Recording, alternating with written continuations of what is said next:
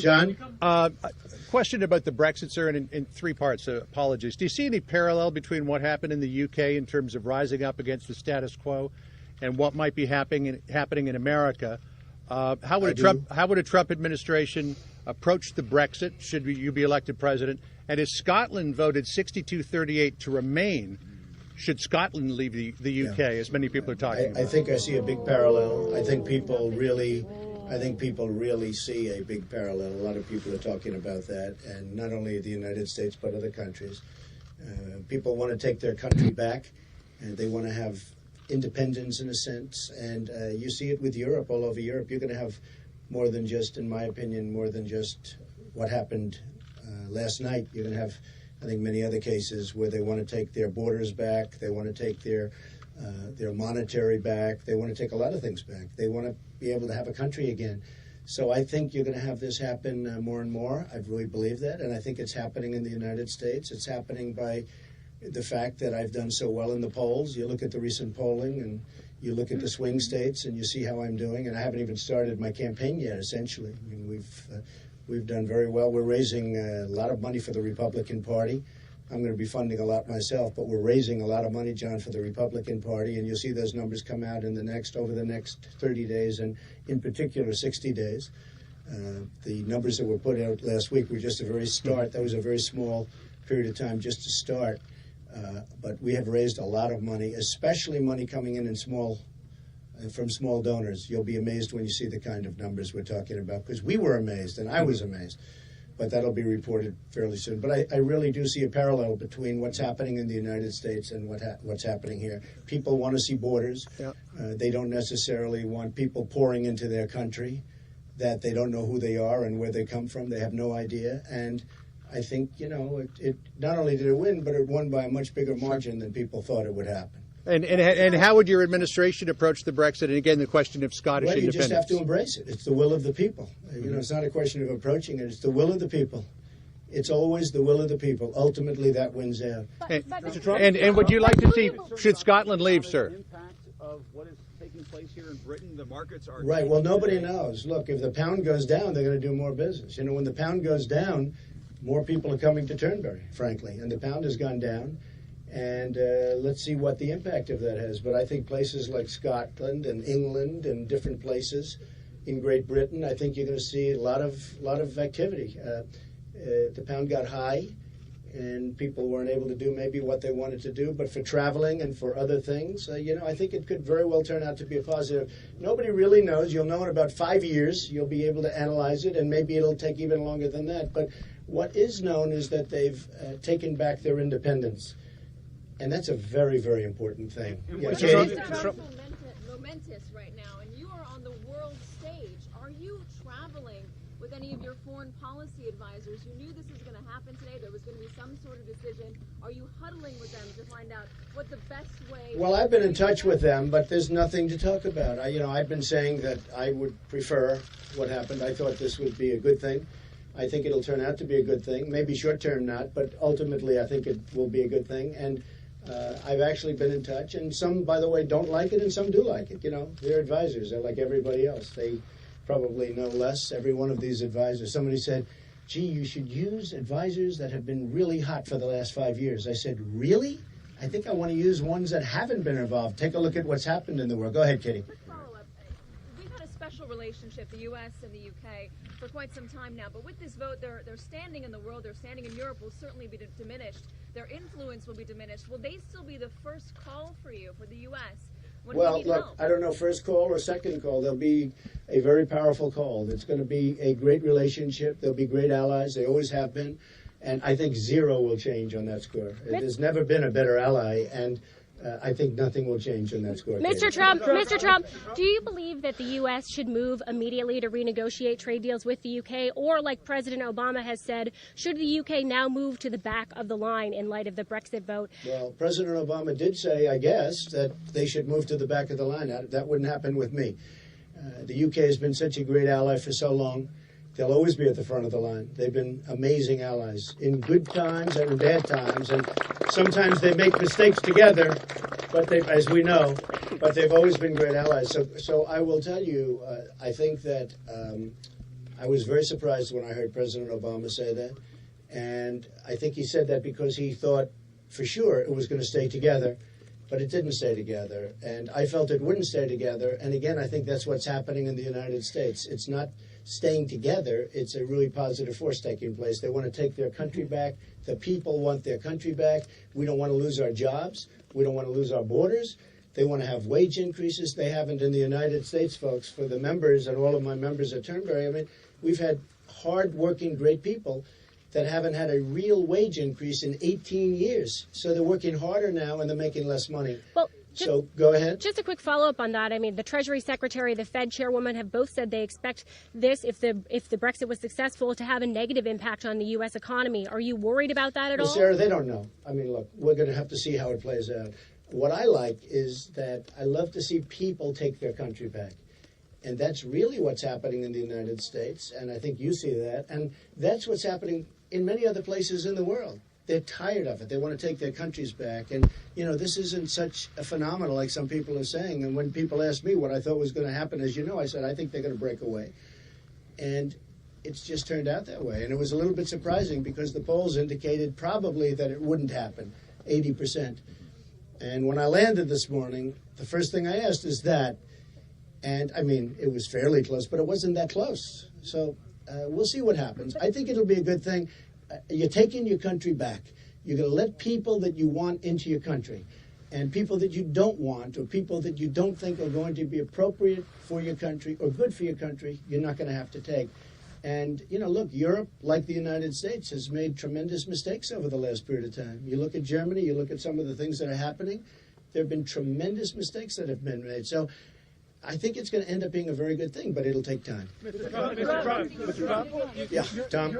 your campaign has gotten global attention. All over the world, people know who Donald Trump is and your campaign for president. Do you think anything you said in the United States influenced voters here in Britain when it comes to leaving the EU? It's a good question. If I said yes, total influence, they'd all say, that's terrible. His ego is terrible, right? So I will never say that, Tom. I'd like to give you that one, but I can't say that.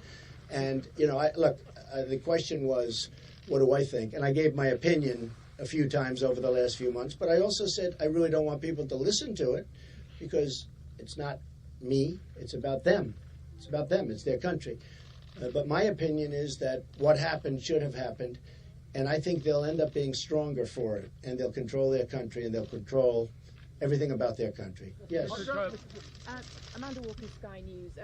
David Cameron said that you were wrong when you proposed banning Muslims from entering the US. Do you think he got the mood of his country wrong, and do you think he was right to resign? Well, I like David Cameron, and he had a couple of rough statements, but that's okay. I think David Cameron's a good man. He was wrong on this. He didn't get the mood of his country right. He was surprised. I think he was very surprised to see what happened. But he's a good man, and he felt that way, and probably did the right thing. But we'll see what happens. But I like David Cameron. Yes, sir. John Sokol, BBC News. Do you think, following your arguments about sovereignty, do you think Scotland should have its independence? Would you support that? Well, that's up to the people of Scotland. And, you know, we've been through this. And what do really, you think, again, sir? I leave it up to the people. I love the people of Scotland. That's why I built in Aberdeen one of the great golf courses of the world. It was just adjudged to be the greatest course ever built new being defined as from 1960 to present. And, we're very proud of it. And I've gotten to know the people of Scotland so well, and, through my mother and through everything else. And the people of Scotland are amazing people. And, that question really has to be addressed to the people. It was a very, very close vote. I don't know that people want to go through that again. I was here when they were going through that vote. I didn't take sides, but I will tell you, it was a nasty period. And I can't imagine they go through that again. But the people of Scotland may speak differently. Yes. Just follow up, just on what you said as well about Europe and other countries in Europe. Would you support the breakup of the European Union? Because that seems to be what would happen. Well, it looks like it's on its way, and we'll see what happens. I can tell you I have a lot of friends living in Germany that have always been very proud Germans to a level that you wouldn't believe. They would be bragging about their country. They would be talking about their country as though there was no other place. They're members of Mar-a-Lago and different places that I have. And now those same people, some of them, are saying they're leaving Germany, they're moving. They never even thought of moving. Now they're thinking about moving because of the tremendous influx of people. And you know what's happening in Germany. It's a real problem. And these are people that were very proud Germans, that were beyond belief. They thought the greatest that there ever was. And now they're talking about leaving Germany. And you see the problems in Germany. So I could see it happening. I have no opinion, really, but I could certainly see it happening. I saw this happening. I could read what was happening here, and I could see things happening in Germany. I hope they straighten out the situation because, you know, it can really become it can be very nasty. What's going on can be very, very nasty. Building safe zones in Syria, great idea. Building safe zones, magnificent, big, safe as can be. But when you're taking them into the United States by the thousands, and we don't know who they are, when you're taking them into Germany and other countries, and all you have to do is look around the world, see what's happening. There's some real problems. It is easy for politicians to use immigration to divide electorates. How does a leader unite people? Well, you unite people by having a happy country. And when people pour into the country and it doesn't work, whether it's because of crime or, you know, various other things, you're not going to be uniting anybody. I just told you about Germany, where people want to leave Germany. People that I would never in a million years have said these people want to leave. But they're going to be leaving. So you can't unite a country by forcing things down the people's throats. And that's what happened here. People are not happy. Yes, sir. So a happy country can't have any immigrants in it. Yeah, yes, go ahead. Mr. Trump, the outcome of the referendum is having a seismic impact on the British economy. Do you intend to scale back your investments in Scotland? And how does it feel to be on the sidelines of a news cycle? No, if anything, you know, I have big investments over in Europe. I have, as you know, I own Turnberry in Ireland, which is a phenomenal hotel, one of the most beautiful hotels, one of the most highly rated hotels in all of Europe. And it's got a golf course on this large, almost 500-acre parcel of land on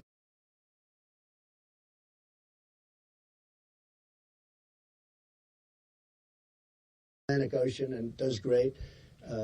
I own Turnberry. I own Aberdeen.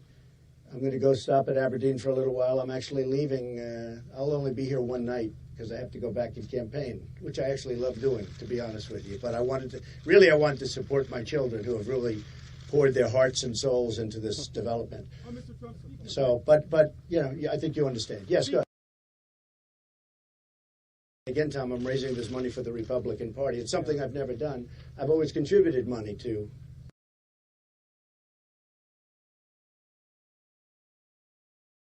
Lots of people, a lot of campaign contributions over the years. And once I ran, I became like an outsider. But I don't like doing that, but I have done it, and we've had amazing weeks. Last week I was in Houston, as you know. We had tremendous lines. I made a speech also, and the lines were actually on ABC. They reported, ABC Local, they followed the lines all the way to the highways. It was actually, I've never seen anything like that. And then Dallas, where we had a similar thing. But we also had fundraisers, and I've really never done. You know, I sit with 20 people and we talk, and they all hand you checks, bing, bing, bing, bing. And they're checks to the RNC and the Republican Party, and I feel I have an obligation to do that. And Tom, the numbers are going to be, I think, quite staggering, especially in July. Steve Mnuchin's here someplace. Steve, are we doing well, Steve? Huh? He's one of the great financiers of the country, actually, and I chose him, and he wanted to do this, and the numbers are staggering. Don't forget, we just sort of started this process a few weeks ago, and the first filing was for a very limited period of time, and it was almost before we started. And but the numbers are. Cameron maybe misread the mood of his country.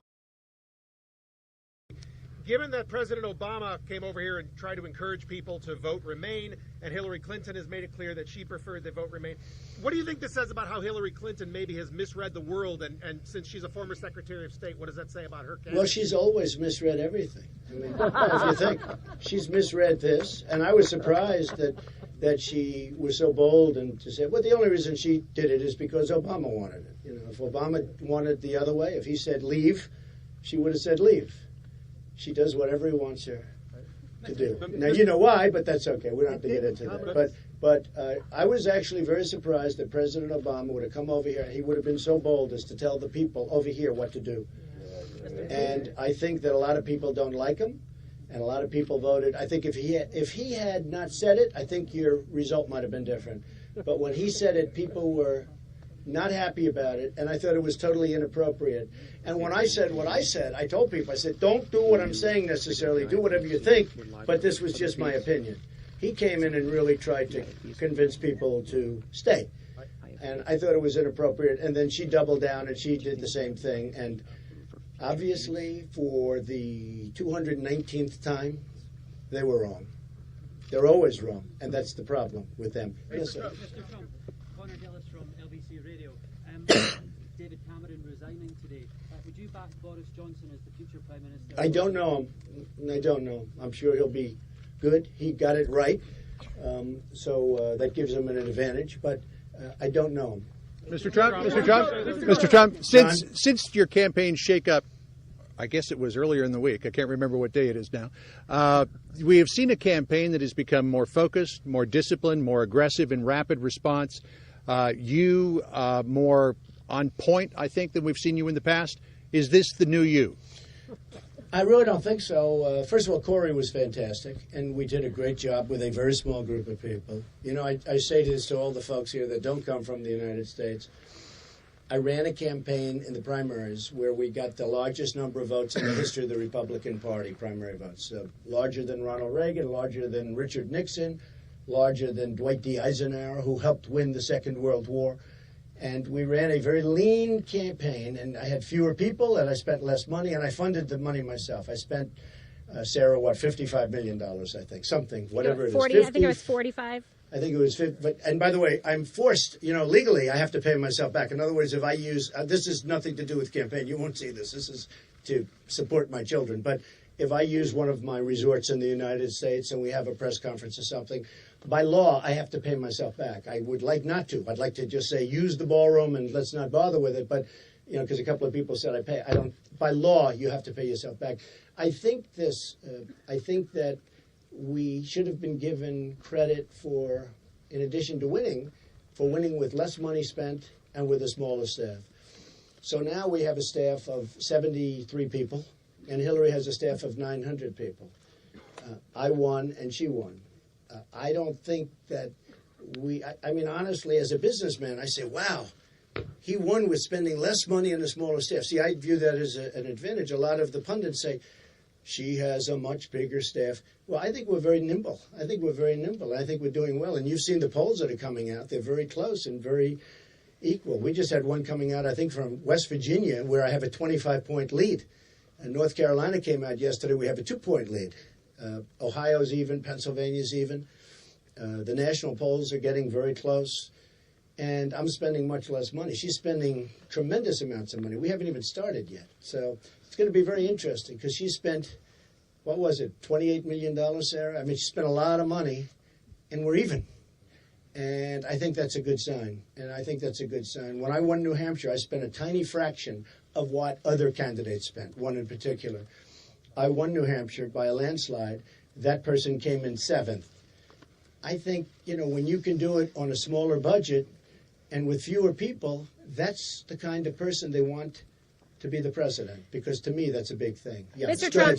Trump, 7 in 10 voters told us in a CNN poll they want to see you cut ties with your business while you're running for president. I will do that, yeah. Will you do that, while you're running, though? I will do that. Well, I don't think it matters while I'm running. While I'm running, it doesn't matter.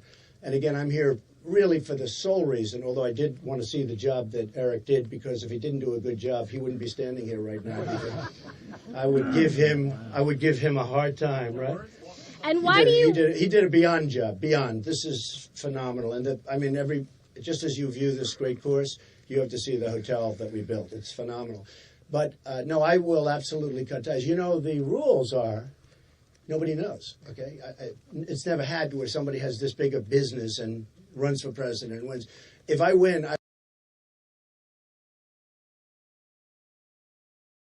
even though I don't have to do that, I would probably put everything in trust.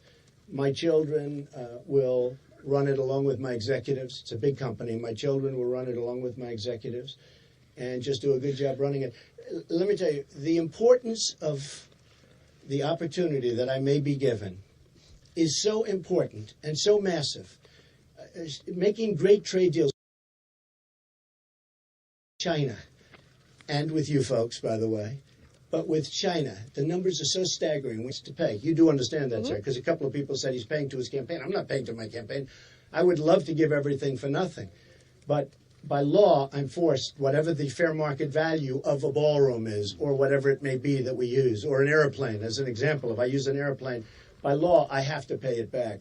And that's what I do. And that's reflected in the filings, Jeremy. Mr. Trump, there has been a long-standing tradition in American politics that politics stops at the water's edge. And given your comments about President Obama this morning, it seems that you don't seem to buy into that. Well, he didn't stop it at the water's edge, because he made statements about this incredible part of the world, and that this particular country, and frankly, a large group of countries, should do. I mean, he's constantly dictating to the world what they should do. The world doesn't listen to him. Obviously, you can see that by the vote. But he's constantly dictating to other countries. So, certainly it doesn't stop at the water's edge with him. And, very importantly, he got it totally wrong. And he's embarrassed. I mean, he's embarrassed by the Supreme Court decision yesterday, which was a real rebuke. And he's very embarrassed by he got involved. I don't know if that was through a friendship with David Cameron. It could have been, and I understand friendship, and I can understand why he did it. I can understand that. But I think it's something he shouldn't have done. It's not his country. It's not his part of the world. He shouldn't have done it. And I actually think that his recommendation perhaps caused it to fail. Okay, one more question. Yes. Thank you, sir. How much of the Brexit vote do you think is about economic issues that you've been hammering home on the campaign, low wages, lack of growth in the economy? Well, I think a lot of it is, but I think a lot of it's borders. I think a lot of it's immigration. I think I've spoken. I mean, I have so many members here, hundreds and hundreds of members sitting in the back, and I've spoken to them, and they're not happy with the people flowing into the country. They don't want that to happen, and I think that has a lot to do with it. I really think the borders, it's not so different. It's amazing the way the world is not so different. We're on the other side of the ocean, but the world is not so different. We're right over there. You go many, many miles right in that direction. And to be honest with you, I think a lot of it has to do with immigration. But I also think a lot of it has to do with the fact that they wanted to be independent. They got tired of seeing stupid decisions, just like the American people are tired of seeing stupid decisions, whether it's the Iran deal, whether it's the border where people just flow across the border like Swiss cheese. They're tired of seeing stupid decisions made. They're tired of looking at horrible trade deals. And you have bad trade deals here, too. And so I think that has a lot to do with it. Does the Brexit deal bode well for your campaign? Well, I think the Brexit deal, I think when you talk about leave, I felt, again, knowing the people here very well, but not wanting to get involved, but I felt that was going to happen. I felt it was going to happen. And there is great similarities between what happened here and my campaign. Yeah, people want to take their country back. Okay, maybe one more question. Mr. Trump, you gave a Trump recently. Well, I almost delayed this. By the way, they said there were going to be 2,000 protesters. There turned out, we counted them, 43. 43, and they're way over there. The police did a great job, but it was nothing much to do, frankly.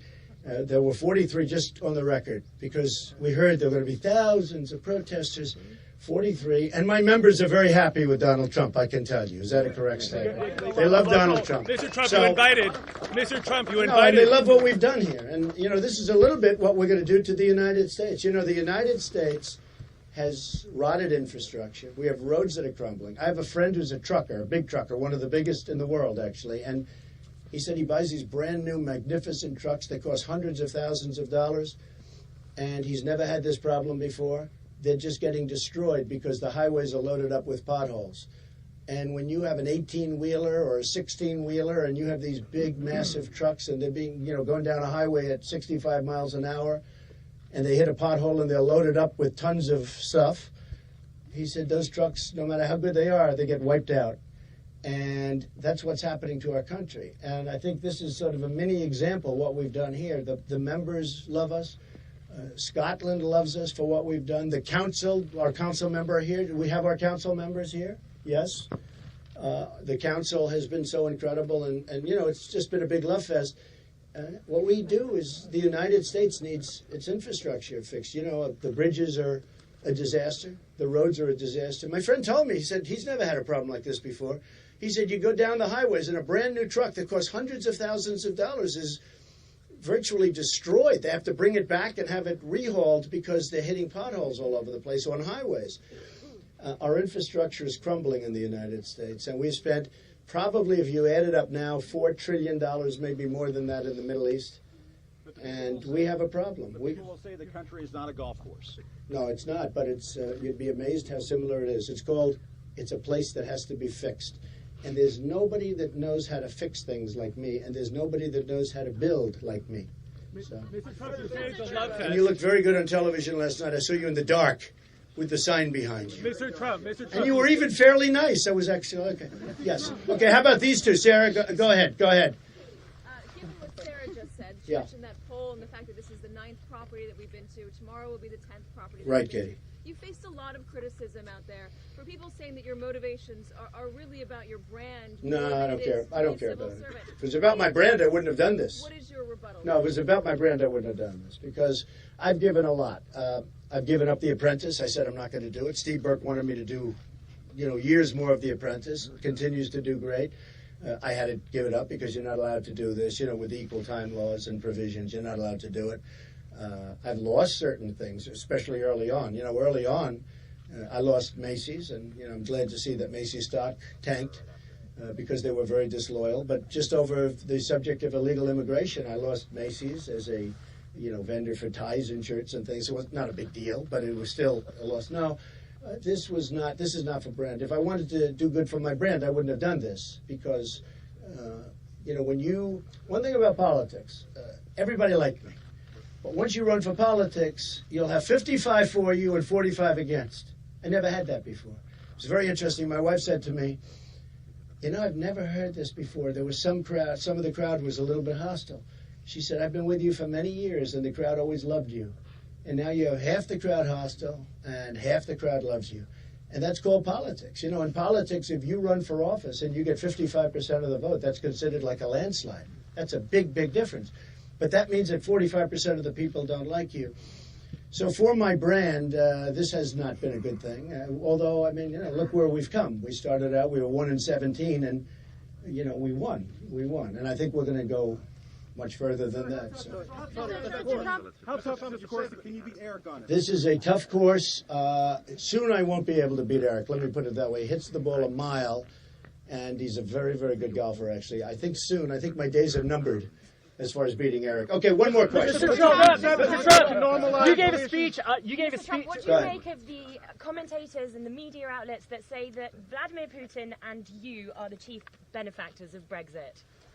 That Putin and myself are the chief benefit? Well, I don't know about that. I know that I think he would be probably because I know how he's been scorned to a certain extent. Certainly he's not a person that likes our president very much, and our president doesn't like him very much. He said some very nice things about me. I think he probably is somewhat of a beneficiary, and we'll just see how it all works out. I think it's going to end up being a great thing, and the beautiful, beautiful, beautiful thing is your people have taken the country back, and there's something very, very nice about that. And they voted, and it's been peaceful, and it was strong and very contentious, and in many respects, I watched last night, it was a little bit ugly, but it's been an amazing process to watch. It's a big move, and when I came here, I said, who's going to come out here? It turned out that probably more people came out here. There's a tremendous turnout. Mr. Trump, you invited a lot of local politicians who did not show up today, specifically citing your politics. What? You invited a lot of local politicians today. I did. That many of them did not show up, No, specifically citing your politics. Everybody. We have the entire town council. How many are here? Excuse me. We have the entire town council. I have no idea. Mr. Trump, in your statement. Anybody else? Mr. Trump, in your statement. Ewan McCaskill from The Guardian. Say it. Ewan McCaskill from The Guardian. You said it was a love fest, but to pick up on that point, David Cameron said he didn't want to meet you. Nicholas Where's Sturgeon, David Cameron right the now? First Minister, didn't David want to- Cameron, no, excuse me. Alex Salmond said David he didn't want Cameron would have met me. David Cameron was negotiating to meet me. But right now, I don't think David Cameron wants to meet anybody. Katie, did you have one other thing? Sorry, Nicholas Sturgeon wouldn't meet you. The Labour Party, Liberal, you're regarded as toxic. No, I think what happened. I think we have nasty guy. I think we have I think we have something that people really respect what I did. I took one of the great assets of Scotland and brought it back to a level that it's never even seen. As great as Turnberry has been over the years, and it's been one of the great of the world, it's now at a higher level than it's ever been. It's never seen these levels before, and so we're very proud of that. All right, one more. Katie, go ahead. Do you find today's vote to be an endorsement of your immigration policies or ideas and your, at some points, extreme rhetoric when it comes to building a wall, banning Muslims from coming into America? Are you going to continue on with that? Well, it's moving along, and we're going to see. All I do is I do the right thing. I mean, I'm doing what's right for our country. And obviously it resonates because I have a tremendous number of backers and support. Vote is an indicator that it's working for you as well and will work for you in the States. Say it again? Is today's vote here an indicator for you that your rhetoric and your extreme rhetoric is something that you should continue I don't to go know. with? I don't think I have extreme rhetoric, actually. I don't know, Katie. I think that what happened, I was watching some of the commentators before, and a lot of them were saying that. I'm not sure it matters from my standpoint, but I think it does show something about the people wanting their country back. And I can tell you, in the United States, the people want their country back. In the United States, people want smart decisions, not dumb decisions. And we've been given dumb decisions for many years, and the people are tired of it. And I have a feeling the same thing has happened over here, and that's why you had the result that you had. I love you all. Thank you very much, and thank you to my members, and thank you to the council. The council has been amazing, and thank you for all being here. Thank you. Thank you. Thank you, Sarah. Thank you. Thank you.